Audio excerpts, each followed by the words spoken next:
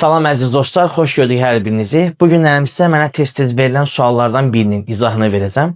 Bu sual Dövlət İmtahan Mərkəzinin Test Bankın ikinci hissəsində ali sinif fəaliyyəti mövzusunda yer almış suallardan biridir. İncə keçək suala.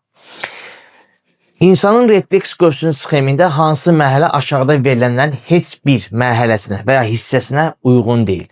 Görürsünüz, bizə refleks qövsünün 5 hissəsi verilib və burada Pavlova görə analizatorun hissələri verilmişdir. 3 hissədən ibarətdir. Sechonova görə baş beyin reflekslərin mərhələləri verib 3 hissədən ibarətdir. Yəni, refleks qövsünə aid olan mərhələlərdən hansı nə Pavlova görə analizatorun hissələrinə, nə də eyni zamanda Sechonova görə baş beyin reflekslərin mərhələlərinə aid olmasın. Burada görəcəyimiz ilk işimiz refleks qövsünün hissələrini yazmaqdır. Birinci, reseptor sahə. İkinci, hissi yol. Üçüncüsü, mərkəz. Dördüncüsü, hərəki yol. Və beşincisi, işçi orqan.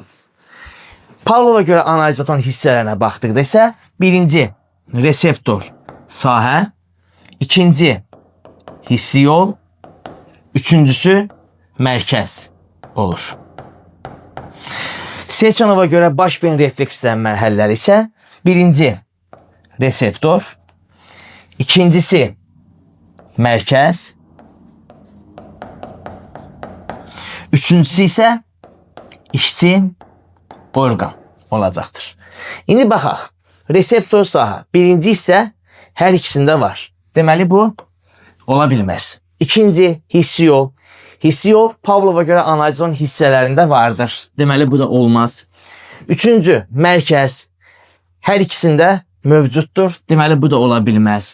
Dördüncü hərəki. Görürük hərəki yol nə Pavlova görə analizatorun hissələrində, nə də Sechonova görə baş beyin reflekslərin mərhələlərində yer almadığına görə dördüncü hissəni götürəcəyik. Beşinci işçi orqan, o da gördüyümüz kimi Sechonovun baş beyin reflekslərin mərhələlərinin üçüncü hissəsində yer alıbdır. Deməli bu da ola bilməz. Yalnız dördüncü hissə nə Pavlova görə analizatorun hissələrində, nə də Sechonova görə baş beyin reflekslərin mərhələlərində ümumiyyətcə yer almayıbdır. Yəni heç bir mərhələsinə uyğun deyil. Ona görə doğru cavabımız yalnız 4 cavabı olmuş olur. Növbəti sualların izahında görüşərik.